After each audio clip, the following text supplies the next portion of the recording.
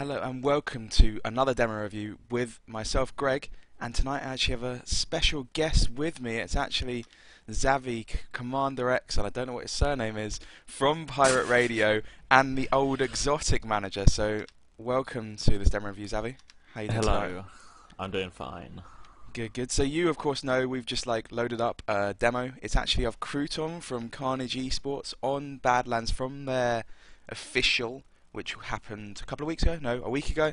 A week ago, I think it was, where they Like actually, half a week. yeah, they got pretty destroyed from what I've heard. I haven't seen any of it. Haven't watched this demo through before. But Crouton, like after you saw that I did the Drozo video the other week, definitely go and check that out, guys. It's on my YouTube channel at the moment, youtube.com/Avenge Greg, and just check out the review I did of Drozo. Did you manage to check that out, Xavi, or not? No, I watched a bit of it live when you were talking through it, and saw Okay. quite a few of Droso's mistakes. Yeah, indeed. So because of all that, Crouton asked me to look at this demo. I don't know how much use Xavi will be tonight at all. Like, he's not a scout. He's not been in Prem. This is going to be useful. Hey man, I've played Prem PCWs. Well, because this is a POV demo, I don't actually have the useful little bars telling me on like if the medic's up and percentages. So Xavi's job tonight is literally just to sit there and see if Anti or Roy's have gone down. So congrats, Xavi. Well, it's simple. Anti and Roy's never die. They're amazing. probably the two, medics in Prem at the moment with the best movement. Would you say best air strafe? I'd probably say that. Roy's has got the best air stuff by a mile, but Anti's movement's better. Yeah. But they're both pretty sick at dodging compared to the rest. Indeed. So why don't we just get started with this demo? I'm gonna quickly swap over the screens on XSplit. Hopefully it's worked. Let me just double check that. Yeah, it looks like it's It would be worked. embarrassing if I recorded it and you didn't. Yeah, that's why I record the audio in a different, in a different program as well, just in Look at case this anything guy, goes he's done wrong. this before. Yeah, indeed. So why don't we get ready to go? I'll do a 3, 2, 1 countdown, and then we'll go. All right. So 3, 2, 1, go. Okay. So I actually took a really quick first glance at this demo. So Crouton goes choke, mainly from what I can see in middle. So Xavi, what do you expect from a choke scout? And then I can, contradict you and say it's wrong. Yeah. You you look for the jumping soldier, and your main job is to deny that. And obviously, if the scout's called shithouse, you then drop back to cover that and keep your demo alive. Yeah, indeed. So, like, the first thing is that there really is that, as my, no, it's frozen, no, it's alright. Yeah, the first thing really is your scout that's in Valley should be calling whether he sees a scout shithouse. If he doesn't, awesome for you, makes the job a hell of a lot easier. You can probably see him, he'll probably be at the ramp. Then you want to look into Valley yourself, because you want to see if that soldier's in Valley, if they're going Valley as a team. And if the soldier's there, you have to just wait for him and try and hit him in the air. As Crouton went forward and missed.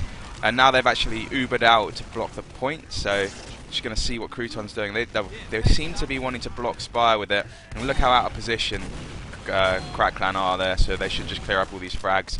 The point is pretty far, so if I was Crouton at the moment, maybe would be looking to go Balk, just to check if anything was behind, or just go straight to resupply. I don't know if that's what you would you rather leave him up there, Xavi? It's always risky, but I think as long as you've got everything covered, and if you can call everything in front of you, which they clearly hadn't because something's behind there, but if you know where all the remaining classes are alive, you can just push forward without having to worry, no matter how capped it is. Yeah, but this Crouton going to resupply is the first time someone's been to resupply side since that point was like almost capped, like a while ago. And there's a scout on Spire. Yep, I watched up to this point, guys, so I knew what was going to happen. Yes! Yeah, but with the game sense. so yeah, no one went resupply side, basically. This is why the scouts got up there. So Crouton probably should have gone over there straight away. I possibly would have gone onto Spire and then walked through balcony and then drop down, just to make sure nothing was on balk before I went there. But to be honest, in the middle of the heat of the moment, I probably would have gone straight to resupply. And we probably would have left a soldier behind. But they have recapped Spire. They're still in the same situation which we would have been. Did Roy's go down? He went down a while ago. I think they might have like a 20% advantage. They should have advantage, yeah, because Anti didn't die to that scout on him. So if I was Crouton at the moment, he's playing pretty defensively. Knowing CrackClan, I wouldn't Okay, having said that, they are going resupply. CrackClan never push resupply against us. Oh well. And now they've Ubered there, so he's on. Both of them are on Spire. I would have left one person, you know, quad up there rather than both of them, because now they've like managed to let a scout onto balcony. I don't mind having a scout on Spire because it stops that soldier that was like one of the soldiers that was Ubered getting out of the Uber and starting to get time on the point. But probably would have been preferred him staying on Balk, going drop down behind or something like that, maybe trying to pick anything off. What do you think he should have done in that situation, Xavier? I don't mind him sort of going to help him with the Uber. I like the idea of everyone fighting the same battle. But the thing is then he had to drop back and just ended up engaging a scout one-on-one, which is really 50-50. And obviously lost it. They already lost the fight by that point anyway, because like their Uber was really caught out of position at choke, while CrackClan were like Ubered on stone. So it was kind of the positioning of the team. They didn't manage to call resupply early enough from what I saw. So he's gone Pyro on last. Good decision when you got Uber disadvantage, but he's not pushed the medic back. If you go Pyro, he went bottom top left first. I'd say that's wrong. Definitely, he needed to go top right, which he did eventually. But if you drop down, you have to push the medic back. Medic is priority, not the demo, which he was like reflecting the demo. Like the medic could have just left the demo behind, turned around and Ubered the players that were still on the point there. So they ended up capping it anyway. It didn't really matter. But the Pyro's kind of last ditch. It doesn't always work. So now there's no scout pushing through shithouse. So he did push into that scout. Didn't really do enough damage, to be honest, to him. Oh, that was a nice shot though. So now he needs to get across the point. He's not really doing much. They lost so many players. He was on 80 HP and didn't push, like, try and get any aggression to keep anybody alive or help out. Especially after rinsing that soldier, maybe would have dropped after him and just picked up the kill. I don't know, Xavi. What did you think he should have done on there? I think on middle, whoever has the health has to go forward to make space for everyone else. Yeah. And he was definitely the most healthy and the most in position of his team, because combo like dropped down into Valley, so he should have been one to push across point and make something happen. Yeah, indeed. And now he's actually got in behind CrackClan, got onto Spire and taken a scout kill. I don't know if he was asked to go behind there, but like I probably wouldn't have done that, just because I don't like going in behind the players there, because you're so out of position. If anyone's looking at you, you just die.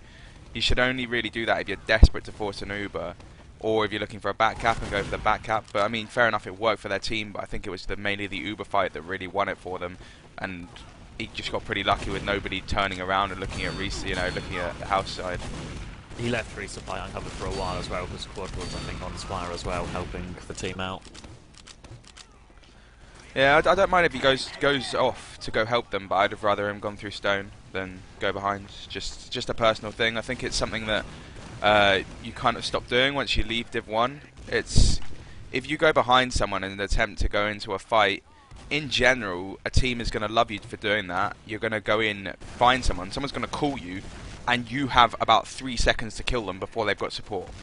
So if you don't kill them in the first 2 shots, you will die without getting a kill. So luckily, obviously they didn't see him, but I would always say it's not worth going behind. Just not like that anyway. And Anti just dropped Uber. Wow. So Crouton should be looking to get the medic. That was strange. Okay, so I probably wouldn't have dropped into their valley and looked for a back out there. You're kind of in the situation where you've got to try and force their Uber. You've got to go in together onto the medic. So I would have dropped, gone into maybe the bush at middle. I can't actually move because this isn't the Source TV. Well, I was about to go and fly to which bush I meant, but oh well. I'd have maybe gone under bridge or something like that and gone in with my demo, because obviously Dyer was still alive, so they could have gone in together. I think as well, it was like, even if you went for back cap, there's no one to block middle, so they could simply cap it out before the respawns came in, so back cap would have just been in vain. Indeed, so. But at least he was covering resupply. I mean, his medic went down in house, but at least he had the flank covered where he should be. So good positioning, to be honest. Just like when you're in that situation, you know it's kind of quite hard to know what to do. Like, was it 3v6 or something they were? Like, it's just comes down to experience really, and obviously Crouton's only been playing this game since free to play came out. So, and that was quite a nice reflection there, keeping the players off his medic, but they had Uber, so I wouldn't have played Pyro. I'll go into that in a second just to see what he does more on this point as he's trying to clear the stickies off. And yeah, so scout last, make sure he calls it. And did he call it? Well, yeah, so that was mainly their team's fault. No one pushed out bottom left, so they got destroyed because of it. But going there's another scout coming in bottom left just after that as well. Yeah, I saw that. That's why I said nobody pushed out bottom left, like, because that scout could have been ninjaing and no one seen him. But instead, because there was the second person there, I knew no one didn't. Before I do the pyro on the Uber, we'll look at middle, just because middle is quite important. So he sees a soldier valley. He doesn't know if there's a scout there. Yep, there's a scout there. So he's taking quite a long time. The soldier jumps up. He's not really done very much. He's getting pressured pretty hard. Nobody's really helping him. Quite weird that. I possibly would have preferred him pushing into that scout rather than pursuing out a little bit there. Because now he's on really low HP, and fair enough, they might take the middle. Now he goes in, and he's going to die. Yeah. If I'm playing the you know, the defensive train position, and I know there's a soldier and a scout going to push me at once, I will just push into the scout before he's expecting it, because that scout is trying to coordinate with his soldier, right? So if you push into him, the soldier's going to want to kill you instead of jump as well, and in general you might be able to go in and just like shoot that scout in time, you know, get that first meat shot off onto him, which means that he's scared to then jump in anymore. So you kind of like take away their aggression completely just by doing that on the shithouse. Albeit against some teams, the likes of CrackClan and Epsilon, that doesn't really work very well. But I don't know what your take on that is, Xavier. I just felt like, I don't know, he seems to be like really afraid of committing to fights on mid, like just wants to stay really passive. And just if anyone goes really aggressive for his medical demo, then he steps in. Doesn't really commit to other fights, which maybe, you know, it's worth sort of rolling the dice for a bit more. You either need to completely commit or do what he's doing. I would always say on middle, on Badlands middle especially, if you were looking at this from the other scout's point of view, okay, if the scout, if he does like the half-hearted and do 40 damage to each other sort of thing, the scout that pushes you can just drop off. And then you can get jumped by a soldier, and because they're in the air with that first rocket, they will pretty much guarantee to kill you. So you need to be able to take the scout down early, or not take much damage from him. So, but in actual fact, they just pushed in here. He managed to take the medic down. Don't know what the CrackClan scouts were doing. What are CrackClan doing? What the fuck is Red Shock doing in Valley there? Oh well. Distracting, quote unquote. Yeah, so now they've got a demo advantage. Should be pushing towards Spire. I'd already go in, especially with quad in. I'd be in now if I was Crouton. Kind of was a bit strange that, like, the major thing with it was is they had two people kind of committing, half committing, and one person not at all. Like, so all of you do the same thing or none of you do it is kind of my reasoning behind what I mean by that. So especially if you see quad going in, you know, obviously I've scouted it with quad. Generally, if he goes in like that, I would be thinking he's going to go in completely, so I need to go in as well and help him out. So at least he's doing a good job at the moment, just watching house and resupply. Good points there. And actually, while we're in this downtime, I'm going to go into that pyro defense thing. If you have equal Uber on last, okay, you don't need to reflect the jumping soldiers away from your medic, right? Because you can already just Uber to defend against the jumping soldiers. Getting an extra 2 seconds because you reflect a soldier once isn't that great. Instead, if you were heavy, you'd be able to do a lot of damage instead, or if you were a scout, you'd have a lot of mobility to be able to inflict damage. So that's just what when you go pyro on last, you should always only do it if you've got an Uber disadvantage or a slight Uber disadvantage. So that's what I was talking about with that. I don't know what your take on the pyro and heavy sort of thing on last is, Xavier. I don't mind him going pyro. I just think his positioning there was weird for, you know, like equal Ubers. I feel like he didn't really do anything. Yeah. If you do decide to go pyro on it, you should lock somebody in, because obviously if you're getting Ubered, you can just constantly reflect somebody and keep him in. So after their Ubers run out, you can just kill that person. So, and they do actually have a pause on the server, so I haven't actually let anybody on the stream know. So that's why nothing is moving at the moment, guys. Do not panic. Yeah. What other thing did I spot? Really, he doesn't seem to defending resupply. He seems to not be there early enough. It's just like my take on it.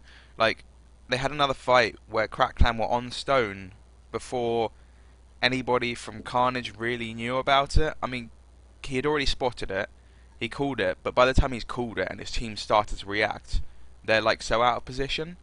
Well, if he had been possibly, you know, in actual resupply doors, spotting it, which is something I always prefer doing, even if you're going to get locked in there, and I'll come back to that, it's just like you can see them so much earlier, and then you can get like a soldier into house behind them, or your players can come back to stone and fight them right there, like, which works out so much better for you. I would also say the fact that talking about staying in the resupply doors is, as long as when you open them again you don't get instantly juggled by a soldier, which generally if you're playing it defensive enough you shouldn't do, you're now behind the main body of their players, which means if they're going to swap Uber to someone that's being focused by your main players, you can come in behind and take someone down while they're not expecting you. And also if they leave someone there, keeping you in forward resupply, it means your Uber v Uber fight is going to be so much better for you. So I just like prefer playing, especially like against Epsilon and stuff like that, prefer doing that because they, you know, seem to get a little bit caught out by doing that rather than going on balcony and, you know, not doing very much.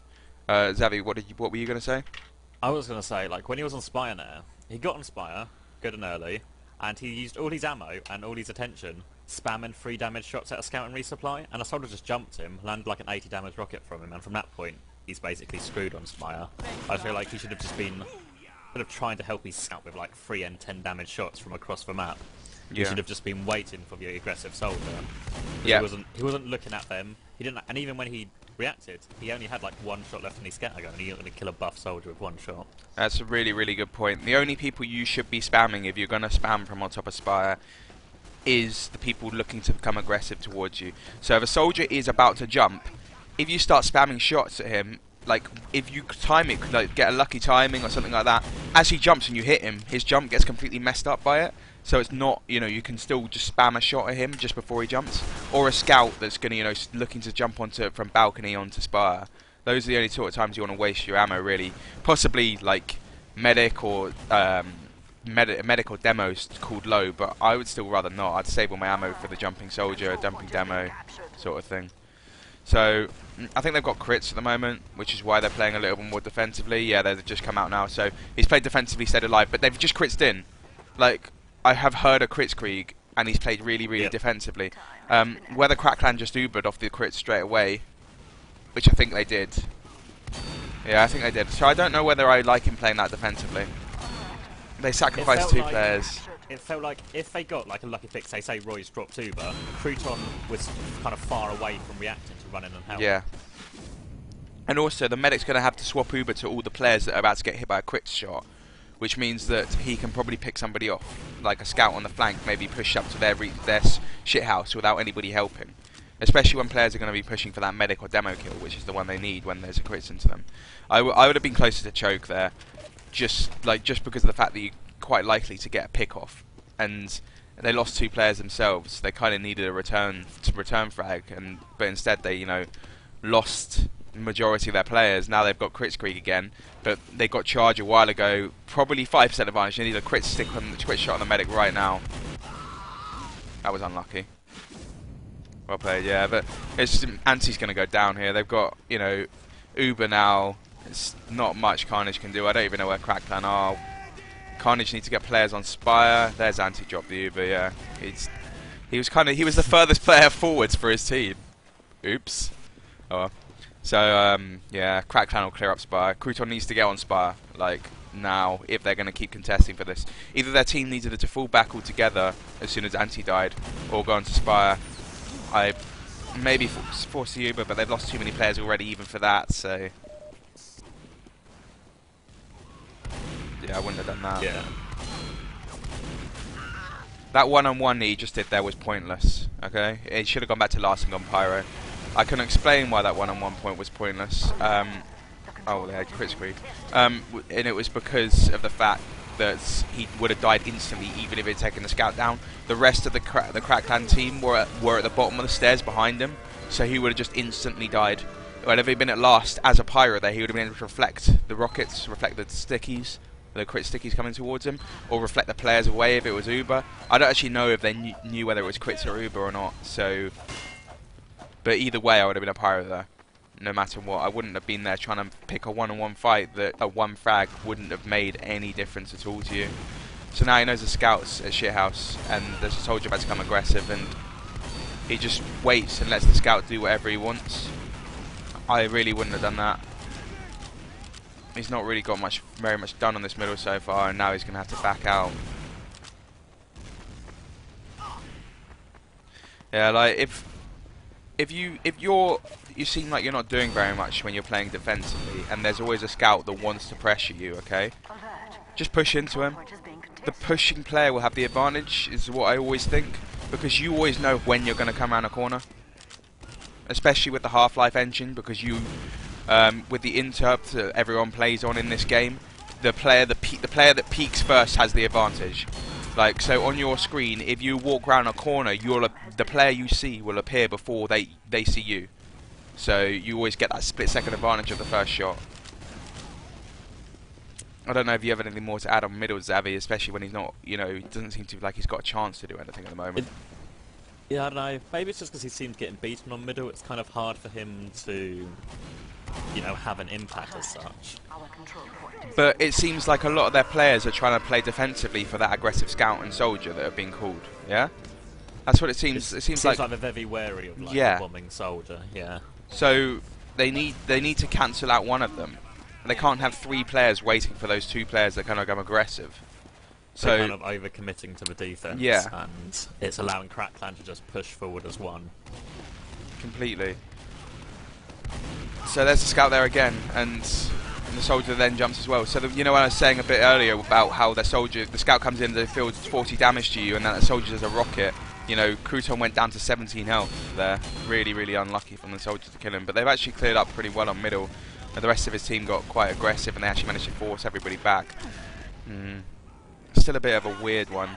Like, I don't know what else I could suggest for Crouton doing this, but I would possibly run something completely different here and have Figo balcony, and then let your scout not have to defend your train, you know, as anywhere near as hard. And then he can jump on the rocks and go aggressive across the middle of the point. Just because doing that makes you feel like you know what you're going to be doing. You know you've got to pressure this guy or that guy. While if you're defensive, you're just like sitting there waiting for this or that. Instead, you should just have a picture in your mind that if they run X, I should push this guy. If they run Y, I should wait for this guy to jump. Like, and he doesn't. He seems to be waiting for that no matter what happens. He seems to be waiting for the Y jumper every time. And he doesn't seem to have a plan if what he's waiting for doesn't happen as such. Yeah. Like if nothing happens, he's just kind of looks standing there with his sort of twiddling his thumbs almost. Yeah, indeed. And I'll give them credit. I mean, I think Ralliator has like 150 ping in this game, so they are like effectively a soldier down. But it seems really strange. I certainly wouldn't have done that. There's still enough time left for them to win. He's just sacrificed himself. Okay, for those of you that have just seen what he's done and thought that was a good idea, okay, or don't understand why. Basically, what's happened at Choke is your team have Ubered in. They've counter-Ubered. You're having an equal Uber fight. Why would you put a player into that fight that makes the Uber take, you know, your own Uber gets wasted by 2 seconds because he has to be Ubered? And then also, if he doesn't get Ubered, you just die. And then where do you go? He went on to Spire and just got jumped on and killed because they knew that was an easy frag. Really well played from CrackClan, identifying what was going to happen, but he should have just stayed defensively in like house and waited for the Ubers to run out. Okay, as soon as the Ubers run out, there's your opportunity to go in. You can come in after all the Uber fight and deal loads of damage, just smack straight into those heavies. They've run out of ammo, they're fighting during this Uber, and just deal all the damage, and also your own heavies come in as well. Or you can just wait for a scout in house that might overextend, go try and get a resupply pick or something like that. I don't know. So they're actually now defending last against, you know, a full Uber. They don't have Uber at the moment. This like really messed up this push. Yeah, indeed. So I think they seemed like, who did they drop through that door? Who did Royce drop through the door? Shock. Yeah, so no demo straight away. Great pick from Thigh. Then he died on the point trying to take Uber off to get some cap time. So Crouton decided to stay defensively up top, and basically the reason why defensive up top worked there is because Retchok died. If Retchok hadn't died, Crouton probably should have dropped down and reflected players out of main, just so there were less players inside, no Uber inside, and then just picked the frags off. But it was really nice work from their team, to be honest, and he's gone straight on Spire as soon as he could. A little bit slow, but that's obviously because he was Pyro. I'm not gonna, hold that against him. So it's all good. I'm just getting messaged on Steam, so we're just like kind of just waiting. He's going through resupply. Yeah, it's good. Oh, did they know he was there? Did that soldier see him? I don't think so. Did the soldier miss that aggressive player and just hit him in the face with that rocket? I'm not sure, because they only had one scout, because whoever it was on sniper. Yeah. And I'm pretty sure the other scout didn't see him. It was, if anyone's going to see him, it was that soldier. Yeah, so basically, if I'm pushing to middle, like in my mind, if I'm going valley, okay, I just like generally will have two ideas. What I want to do is just general sort of thing. Like if you've got this, and if you're obviously looking to be aggressive because your team's pushing in. So the only way you can go through shithouse and go aggressive that way is if their team haven't seen you. Okay, so I will never go into the shithouse and try and flank the players there if I've been seen by a soldier or a scout, just purely because I know it's going to be pointless. If that happens, then I will just go up left, go up the ramp and jump on the rocks and get on the point straight away, just to get the cap time, just to try and get some more presence, which pushes the other team back. The health and presence that we were talking about earlier is just so crucial pushing into these points, especially on middle. So, yeah, which he didn't actually get seen through shithouse, so I didn't spot it. So I would have done exactly what he did there, going through the shithouse. But I don't know if he was timing it right with his team. So obviously, if you're going through that shithouse sort of place, one of the major things you want to do is say, if you see go through valley, I'm gonna go through shithouse. Just say on the comms, I'm gonna go through shithouse. I'm gonna be on them in 2 seconds, 3 seconds, because that then, the instant you go forward, go do that, your soldiers can then jump. Because once you take that first shot, they know you're there. So you need the support from the jumping soldiers, but then they also get the opening because the players are turning around to shoot you. So it's just all about the teamwork of pushing them back and flanking and getting on them straight away. So it was, just unfortunate for their team there. And now they've lost Anti again. They're trying too hard at the moment, from what I can see. It's like so disjointed. Yeah, it could be a time issue, but they're so disjointed as well. Like, Anti died in house, Crouton didn't seem to know they were doing that. Well, I thought from Crouton's movement, I thought they'd called get out, because Crouton just instantly backpedaled while he was on full health. But meanwhile, Ty and Anti are still fighting in house.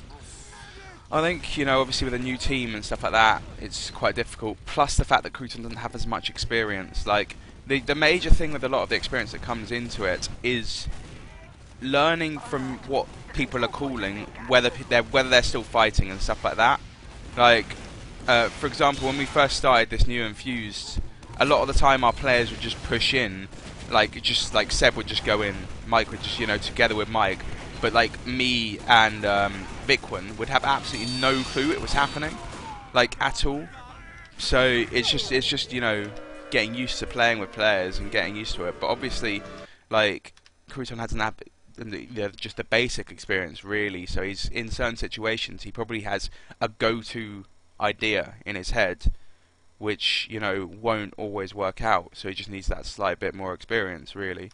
I don't know if anything else we didn't really cover there, Xavier. Do you think you spotted? No, I think you're right. I think like his timing of when to go in isn't right, and he's sort of fallen back on the idea of, if I'm not sure, I should just stay alive because I'm more useful alive than dead, which isn't a bad idea, but obviously it's better if he can time it better with his teams, where he's in sync with them. Yeah, like, basically just, like, I love the fact that he's saying to himself, I'm going to keep myself alive. For those of you that are in Div 3, if you don't know what you're going to do, stay alive. That is, something you should just go by, like, completely. Like, you should, like, every single life should be precious to you. You shouldn't just be going in to do a trade, as me and Xavier always talk about, just like going in and trading frags isn't the EU scene. Like, if you go in and die, it doesn't really help your team very much, but even if you get one pick, it still doesn't help your team very much, because maybe you picked a scout, or you're both a scout down. Maybe you pick a demo, that's quite a big pick, but you're still a scout down, which means you don't have enough point presence for enough capture time, like, for the next point. So it's not always worth going and doing those trades. What was that? Do you have anything to say about that, Xavi? No, you sort Fair of enough, yeah. summed it all up. Yeah. I was going to say something else about it as well. Yeah, just to like get used to it. Just like a simple thing, really, for anybody out there. Like it's just a case of saying I'm gonna do X in this amount of time. Okay, just so you just push the talk button and say I'm gonna push in 2 seconds through here. Okay, it doesn't even have to be the right amount of seconds. It's just like a vague sort of thing, so people know, oh, they're gonna do Going this soon. Yes.